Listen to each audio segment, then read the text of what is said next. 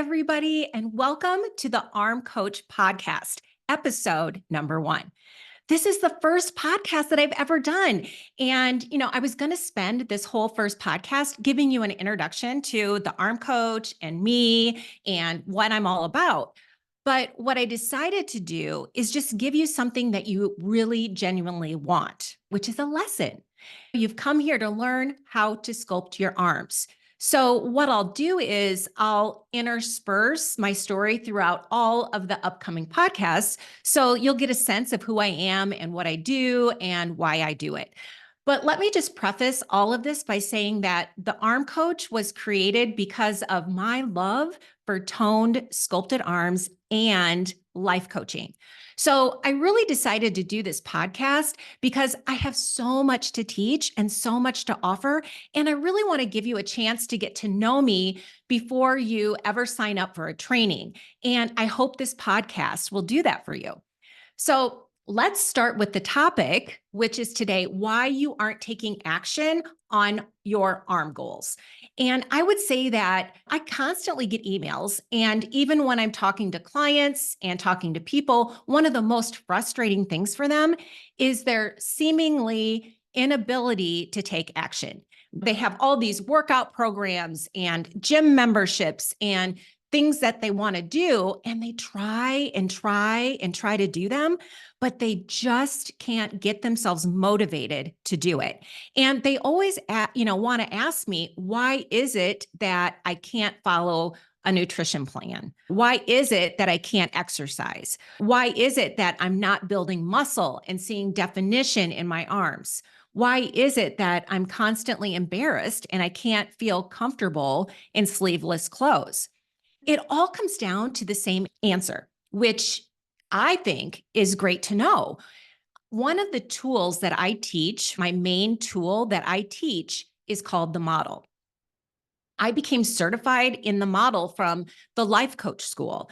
It's a model created by Brooke Castillo, and it's based on all of her teachers and all of her mentors and all of their ideas that were so brilliant. She's heavily influenced by Byron Katie and Eckhart Tolle and Abraham and many of the forward thought thinkers of our generation.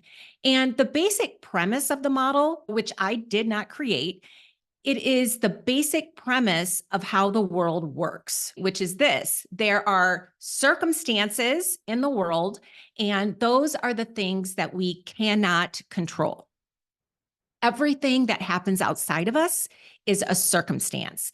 And that's just a given. There are so many things that we can't control. We can't control other people. We can't control our past, because it's already done. We can't control anything that happens out there in the world. And those are all of our circumstances. And really, those are the only things that we can't control in our lives. The rest of the components of the model include our thoughts, our feelings, our actions, and our results. And all of those things are within our control. Now, we forget that often. We think that everything is either in our control or nothing is in our control. And it never is that way. It's always that circumstances are not within our control and everything else is. So again, circumstances are other people. Other people are not within our control. I'm sorry, but it's true. They're just not. And the world out there is not within our control. And our past, even though we keep trying to change it, it's just not within our control to change. But everything else is. And everything in our present experience is within our control. Like what we decide to think, what we think about, the conscious thoughts that go through our head are completely within our control. Now, we forget this. We don't remember that everything is in our control. We think that our thoughts are not within our control. And in fact, most of us don't even know what we're thinking. We are responding to our thoughts that we aren't even aware of. Now, why does this matter? And what does this have to do with toning and sculpting our arms? It really, really matters because our thoughts are what create our feelings. And everything you do in your life is because you want to feel a certain way. Every single thing you do is because you want to feel a certain way. That's just really good to know. And if your feelings are caused by your thoughts and everything you do in your life is in order to feel better, wouldn't it be important to know what you're thinking? It absolutely would. And the problem is, nobody teaches us this. They don't pull us aside and say, okay, here's the deal. Everything you want in your life is because of a feeling. The feeling that you think you will have in getting it, or the feeling you think you will avoid in not getting it. So, if feelings are the most important thing, don't you think they should teach us that all of our feelings are caused by our thoughts? And maybe we should learn how to think on purpose so we can create the feelings that we want. That would have been amazing. I really wish someone would have pulled us aside, right? And taught us these things. So, our thoughts create our feelings. Now, our feelings are also important because they drive all of our actions. They are the fuel for our actions. So, when you ask me the question, why am I not taking action to tone and sculpt my arms? It's because of the way you feel. Or why are you taking an action you don't want to be taking? It's because of the way you feel. So your feelings are driving your actions. And then, of course, your actions are always going to create the results you want in your life or you don't want in your life. Your actions create your results. So let me summarize this again. Your thoughts, right? Those sentences in your mind are what create your feelings. And your feelings are what drive your actions, and your actions create your results. Now, this is a very clean and simple way of looking at the world, and it's 100% accurate. I have not found any examples where this is not the case. Everything you learn in all of the cognitive thought work that you'll ever study, everything they teach you is about your thinking, and your thinking creating your feelings, and your feelings driving your actions, and your actions giving you your results. Now, what determines what we think? This is the next logical question. If my thinking is driving everything, if it's creating my feelings, if it's creating my actions, if it's creating my results, then I need to know what I'm thinking.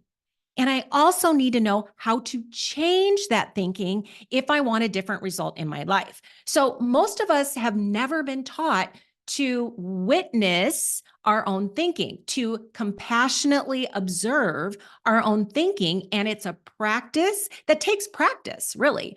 What I mean by that is that the process of watching your mind think requires you to separate yourself from your own mind. And most of us don't make that separation. We don't even recognize that there is a separation there.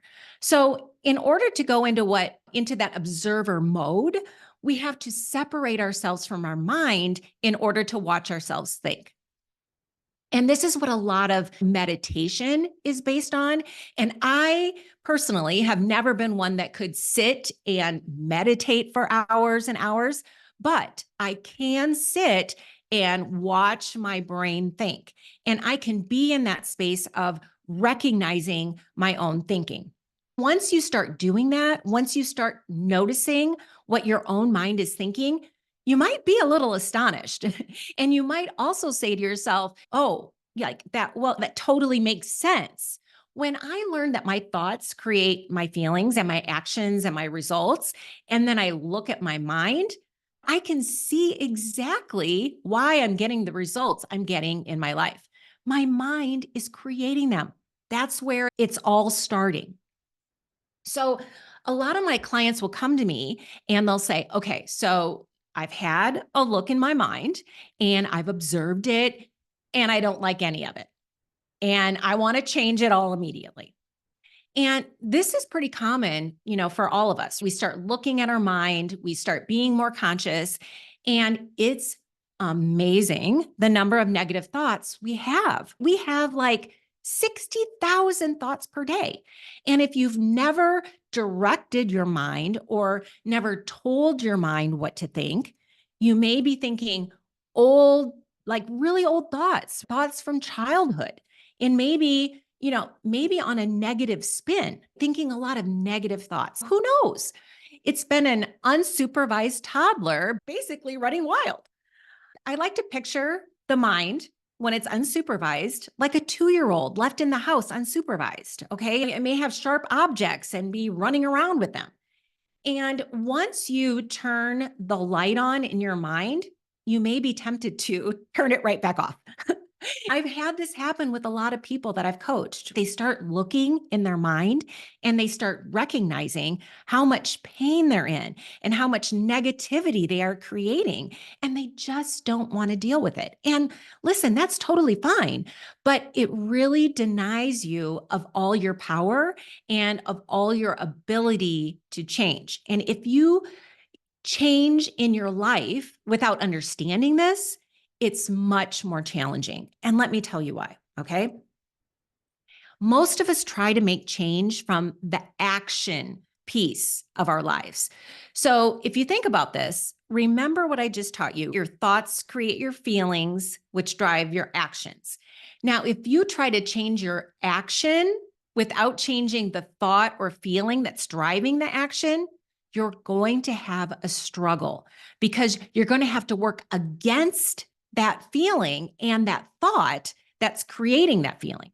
So that's why for so many of us, change is so frustrating because we try to change how much we're eating, or we try to change exercise, or we try to stop procrastinating without changing the thought and feeling that's driving that very thing that we're doing.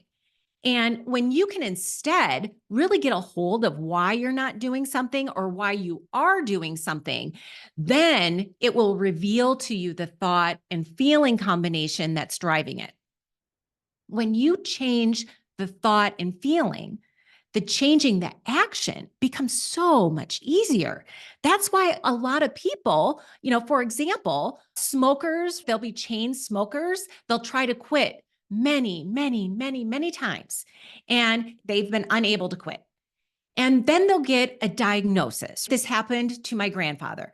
They'll get a diagnosis of emphysema or cancer or something else that has been brought on by their smoking, and immediately they'll be able to change their action. They will be able to quit smoking.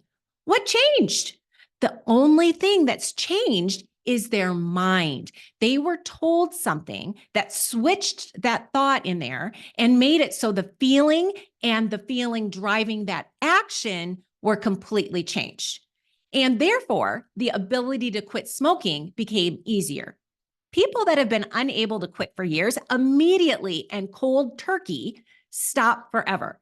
This has happened over and over and over again with my clients. When they start to understand why they're doing something or why they are not doing something, they understand their inaction, or they understand why they can't take action because of the thought and a feeling that's driving it.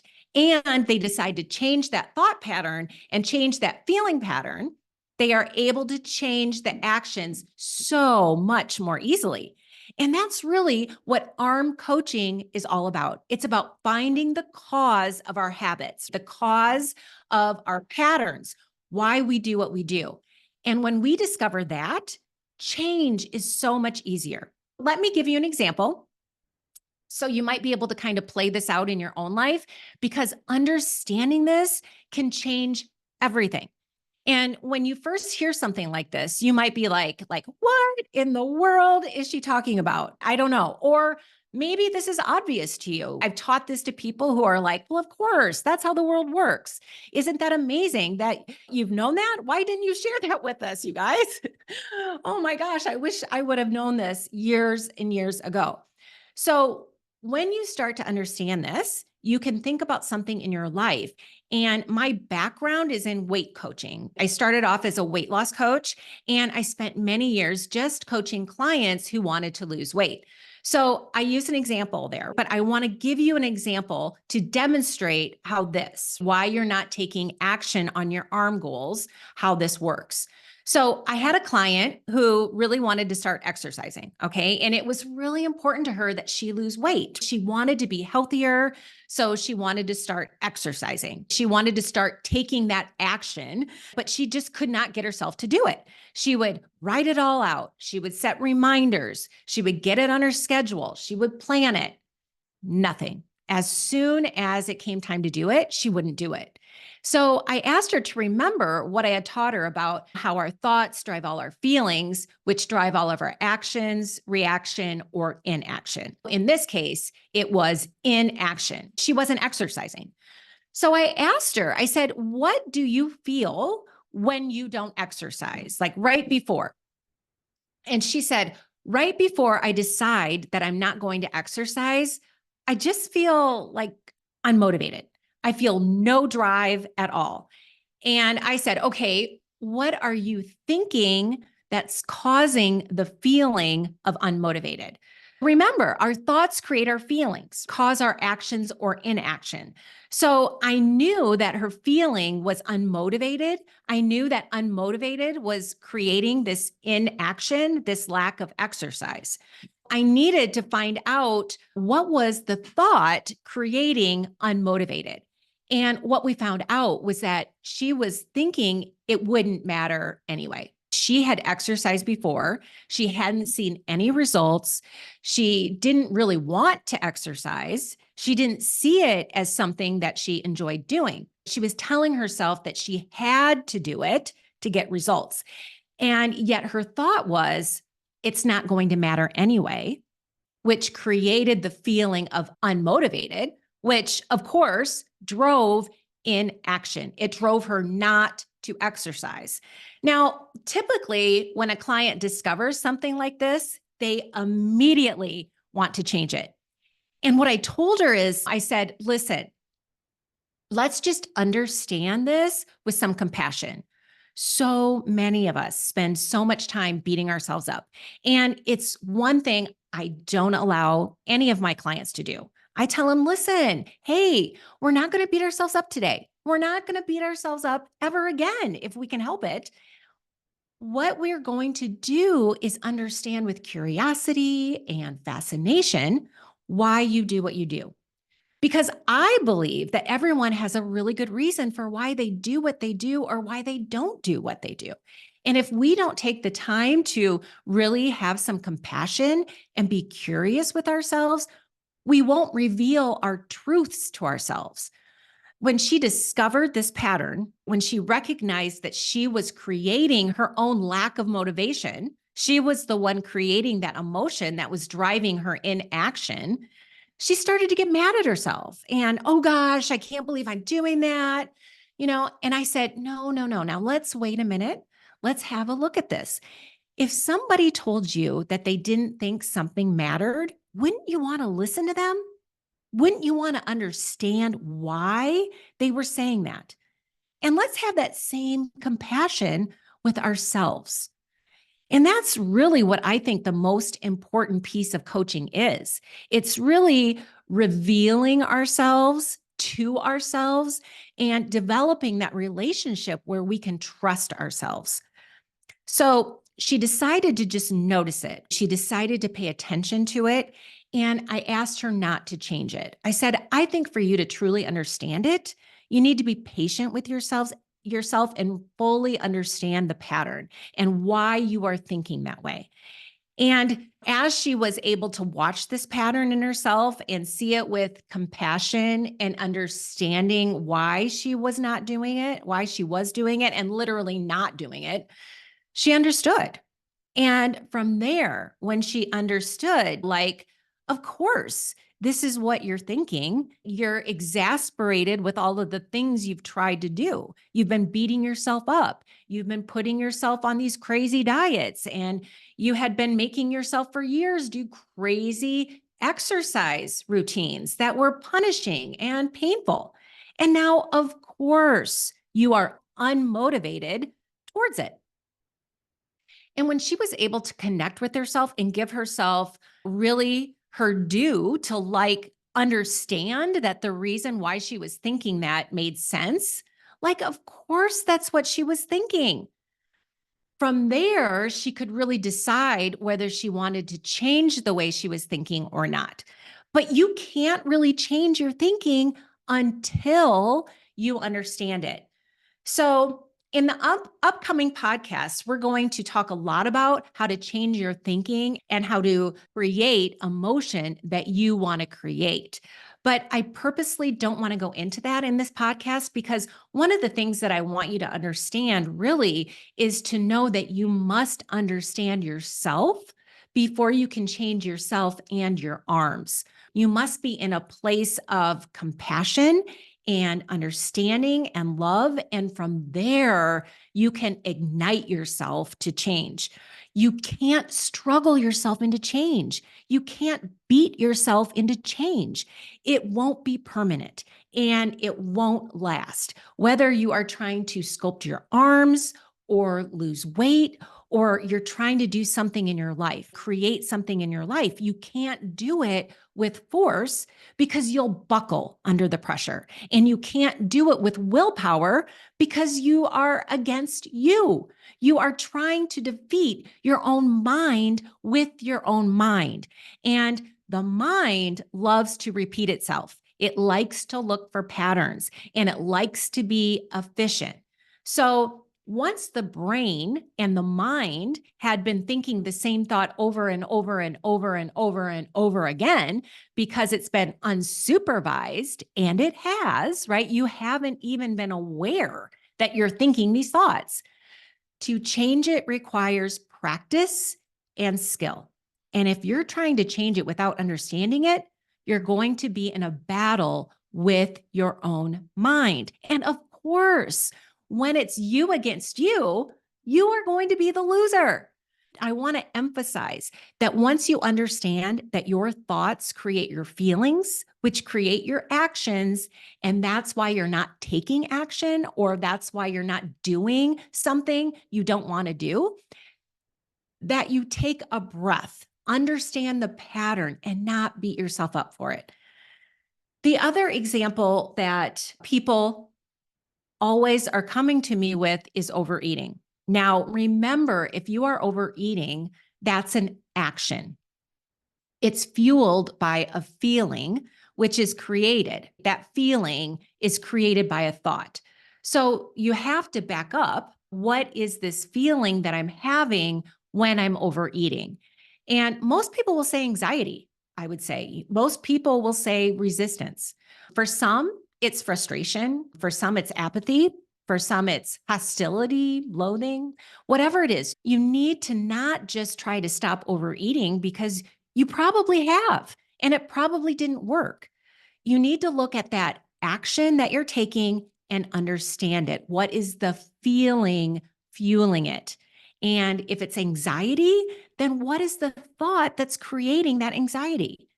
And when you understand what you're thinking and that thought is creating anxiety, for example, one of my clients was having the thought constantly, I'm going to miss out.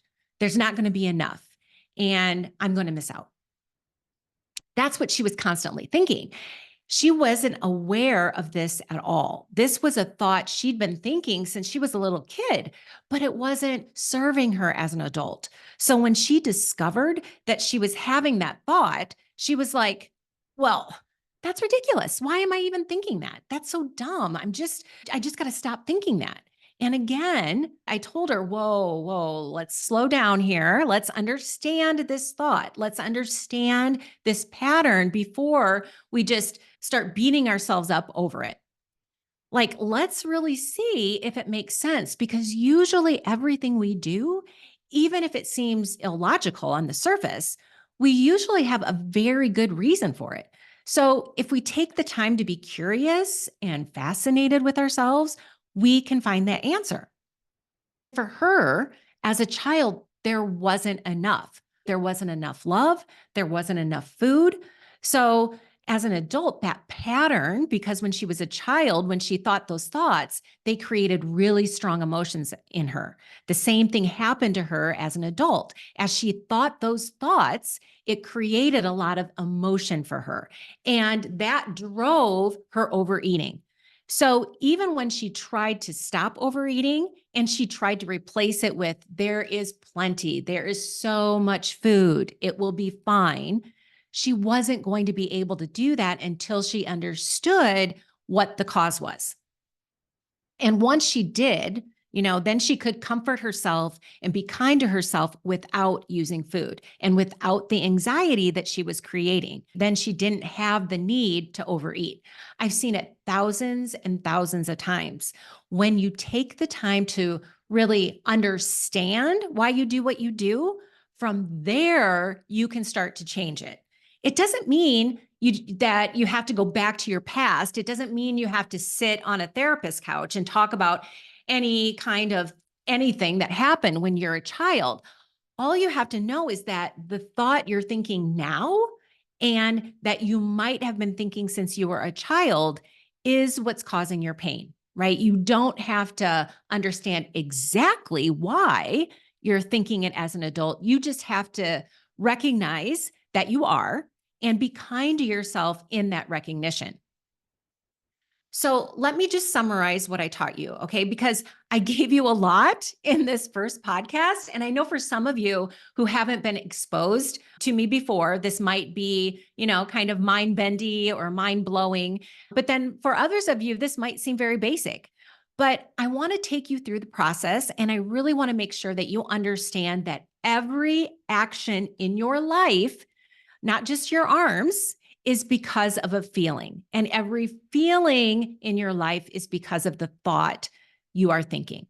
So, step one is to really begin to look inside your mind and see what you're thinking, to become conscious of your thoughts, right? To ask yourself why when it comes to anything in your life. If you ask yourself why you are doing something that you are doing, right? Why you are feeling the way you are feeling, the answer that you give yourself will always be a thought. And that is the best way to get to know what's going on inside your mind. Because what's going on inside your mind is what will determine how you feel, act, and the results you get with your arms and in your life. So practice this, right? If you look at the show notes, there'll be an example of this model so that you can kind of see it visually. So just check out the show notes and you can kind of get a sense, right, of this model. Remember to be patient, to give yourself a chance to really understand yourself. And only then can you decide if you want to change. Okay, that's enough for the first session. I hope you enjoyed it. It has been my absolute pleasure to be here with you and to begin the process of teaching you what I teach in Arms by Kristine. Okay, until next time, I'll talk to you soon. Bye.